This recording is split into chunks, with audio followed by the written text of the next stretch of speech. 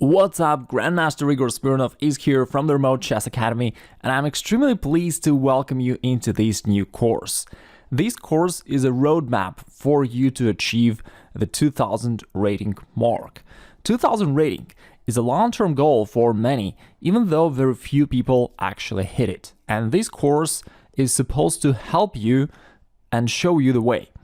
Now, first of all, let me start off by saying that this very first lesson of this course will be a little bit of a general thing, because chances are, if you are learning chess on your own, and you don't have the strong support from other chess players around you or chess coaches, then it could be that at times you may feel a little bit lost, where despite of your training and effort, you're not progressing. Or it could be that you play certain games really well, but then the other games rather upset you and you make some annoying blunders or mistakes and lose to weaker opponents.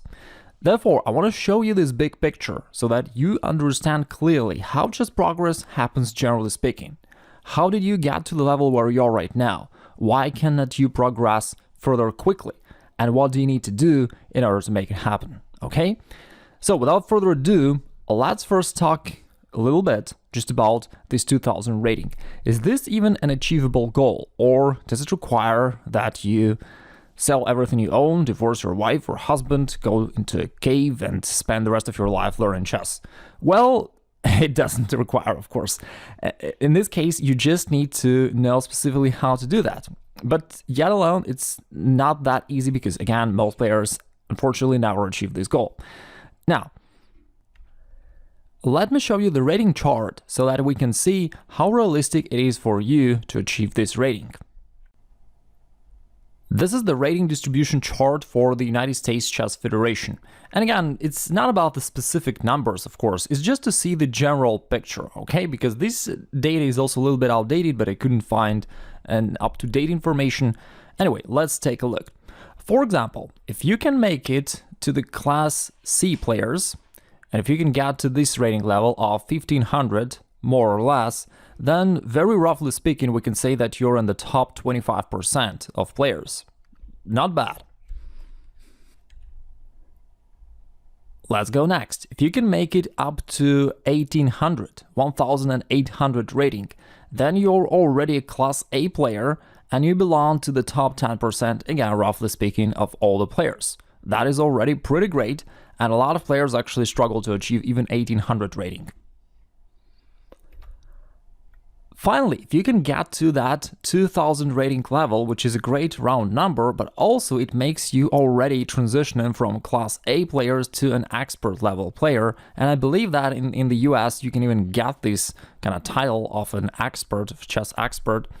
And from there onwards, if we think about the rating which goes beyond that, then it's already a more pro level where you, for example, can become a chess coach or a professional chess player. And if you can make it up to this level, then again, roughly speaking, you're in the top 5% of players, which is great. It may sound either inspirational or frustrating, depending on how confident you are about your chess progress. But I think that it is actually inspirational, even though the top 5% may sound a bit scary, but in fact, there are 10-year-old kids who made it there, and it's not some super rare exception. There are quite a few of them, all right? So while it is a relatively ambitious goal to get to this rating level, it is certainly achievable, and most players never get there just because they never had a clear guide on how to do that. Let's talk about this for a moment. How did you get to the chess level where you are right now? Even though it may seem like a generic question at first, but I promise it has practical value, because this short discussion will help us identify why is it that a lot of players, and maybe you, stuck at some point. We will also see how to progress further, and in addition to that, you will understand much better who your opponents are and how to beat them, because you will see how they learn chess and what their weaknesses are, okay? So let's start from the very beginning.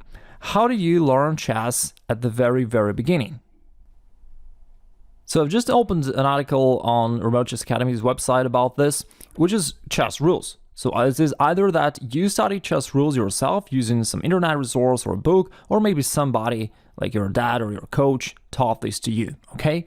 And this thing is relatively easy because the entire chess rules, if we're talking about the arrangement of pieces, how they move, the value, relevant value of pieces, etc., this is a fairly simple thing, right? If I just quickly scroll through this thing, you can see that it's just one long article. Okay, it's fairly long, but nevertheless, it's just one article, right? To master all the chess rules. And for an adult person, it takes around 2 hours to really understand the chess rules. Of course, it takes a little more to practice this and to really get it, but nevertheless, the very first stage is pretty simple. Now, when you know the chess rules, what is the next step? Well, you gotta know how to actually start your game, right? So you gotta learn some basic openings. That is why that was probably the next thing that you did. You studied some basic openings. And here, even though theoretically the number of options of playing chess is endless, but most players just come to realize that they only need a few openings to play as white and a few as black. For example, here I've just opened the database of games, and you can see right here the statistics. It is in the first column, it is the move, and in the second column, the number of games played with this move. It's from Lee Chess, so these are amateur games, but nevertheless, it reflects the realistic picture, okay? And you can see that by far, the two most popular moves are either e4 or d4, and chances are you're probably playing one of these two. Then, if you play pawn to e4, again, you can see that two most common replies by far are either pawn to c5 or pawn to e5, and probably you learned one of these openings when you are playing black, so that you know how to handle your opponents who play pawn to e4. Or let's say if you're playing e4 yourself, after they go e5, you probably go knight f3, the most popular move, knight c6, and here, again, only two major options, either developing your bishop to c4 or to b5. Probably you picked one of these and just studied it. And a similar picture would occur if we would switch to the move pawn to d4 as the first move. Then again, you can see that the two most common replies by far is either knight to f6 or pawn to d5. Therefore, you only need to learn a handful of opening lines and you're good to go. Next, how about the middle game? The common knowledge that you and other chess players on club level players share is that chess middle game mainly implies that you get to master strategic principles and a couple tactical principles. If we're talking about chess strategy, I'm using Wikipedia for simplicity, and let's say here you'll come to realize that there are concepts such as space advantage, control in the center, initiative, and other stuff like that. An open line, a weak square, a pawn structure, and a couple other things like that. Aside of that, there is chess tactics. Let's take a look at a simple example to see what chess tactics actually is and what kind of tactical motifs are there. For example, in this game, white started out with the standard moves and black played knight to d4. Already the first tactical idea. Black is sacrificing the pawn, which is a sacrifice, also a tactical motif called attraction. Black is provoking white into capturing the undefended pawn. And after that, once they could get the white's knight to this square, it enables double attack with the move queen to g5, which is another tactical motif, double attack. Knight takes f7, another double attack, this time from the white side, and when it's done with a knight, it is sometimes called a fork. Here black captures the pawn on g2 once again with a double attack to the white's rook and the pawn, therefore the rook has to go. Now queen takes e4, check. It is technically not a tactical motif, but nevertheless it's part of tactics, it's a forcing move. Here white needs to cover their king, so they play bishop to e2. And now black's got the winning move knight to f3, checkmate. Taking advantage of another tactical motif called a pin, the white's bishop cannot capture the knight because it is pinned. And also this construction called a smothered checkmate because the white's king is restricted by its own pieces standing around. So this short game already illustrates a couple of the main tactical motifs, and there are a few others as well. Therefore, you study them, then you maybe practice them with a couple tactical puzzles, and again, it seems like you have covered this area of the chess game as well. Now, once the middle game strategy and tactics is mastered to some extent, then you probably came to studying an endgame. Of course, I'm a little bit fantasizing, I don't know exactly how you study chess, but probably it was more or less the way I'm describing it right now. when it comes to an ending, probably you studied some basic checkmate positions. For example, when you're having a certain significant material advantage, such as queen versus a lonely king. Or a similar story with how to checkmate your opponent's king when you've got a rook or two bishops. Or how to deliver a linear checkmate when you have two rooks. Most likely you also studied some simple endings such as this one, king and a pawn versus a king, and how to win a position like that, or how to draw if you're a weaker side. And after that, most players more or less abandon their endgame study because it's less exciting than the other parts of the game. Now let's come back to the rating chart. So this is the things that we discussed so far. This is how most players study chess, whether they use a certain book or a certain course, or if they ever had a coach. Anyway, usually the process looks more or less like this, and it probably was similar for you as well. And after all these basics chess fundamentals are mastered and practiced over a certain period of time, usually this brings people somewhere in the range of 1000 to 1200. And this is where a lot of players actually start to experience problems with progressing further. It is also good for you to understand this, because from here we'll draw two very important conclusions. First of all, what does it take to progress further? And secondly, how to beat those guys who just know these things that we talked about so far, because this is where most of your opponents are, even if they are a little bit lower or a little bit higher in this rating chart. So far, everything looked smooth and natural, but here comes the first problem. The first problem is that at some point, players often start to stuck and they're unsure how to progress further despite of their efforts that they put into it. They seemingly continue to study chess, they continue practicing, they continue playing, solving puzzles, but nothing really happens. Their rating goes a little up, a little down, but it never improves drastically. Why does it happen? Like, I just opened one of the popular websites, Quora, for asking different questions, and you see somebody ask why at some point progress in chess becomes hard. And the answer to this is that mastering chess fundamentals is pretty straightforward. This is what I've just shown you so far, and pretty much everybody who tried seriously to improve at chess, they did it. They did their homework, so to say, and they got to this 1000 rating or a little bit higher than that, whatever.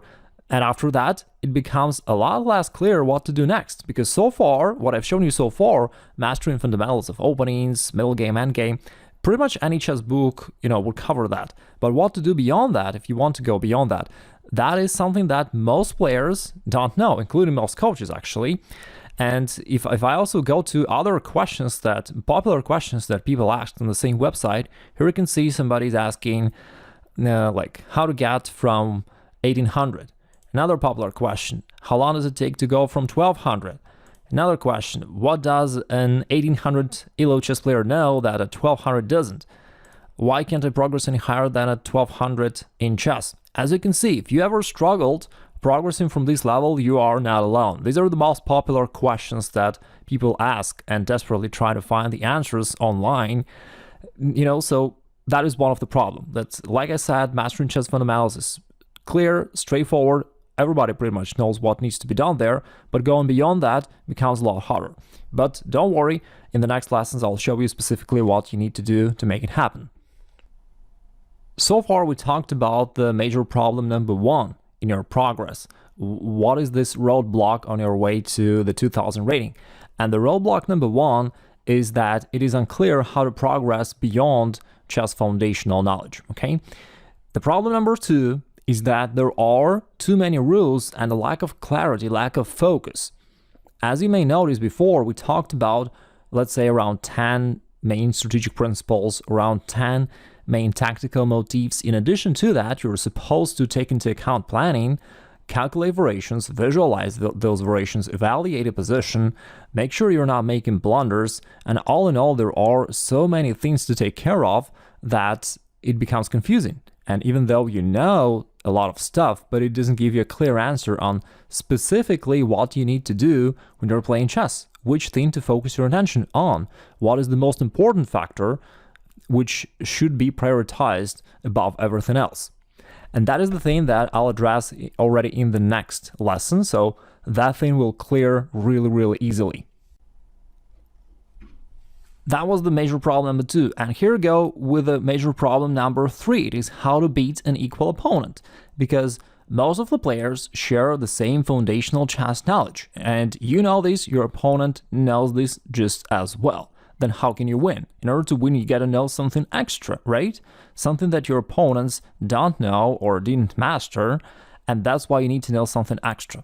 And we'll talk about this as well in the lesson about pattern interruption, how you can outplay your opponent, outsmart them, how you can trick them in a good way for you so that you can win more games. Therefore, I hope that this lesson laid out the foundation for you to understand how chess progress normally happens. Why is it that a lot of players stuck at a certain point and can't progress further, and maybe that happened to you? I hope that it also cleared the doubt that some players have. After they couldn't progress any further during a certain extended period of time, sometimes they start assuming that maybe they just don't have the chess talent. They don't have what it takes to progress in chess. But it's not true. I've had a lot of students who were stuck for years and they thought that they don't have a chess talent, but after they started studying the right way, they progressed really quickly afterwards. I'm sure that this course will help you do just that, and I look forward to talk to you in the second lesson, where we will address one of the issues we talked about in this introductory video, where we'll be talking about what is the most important thing in chess and how can you implement it in your games easily. So I look forward to talk to you there.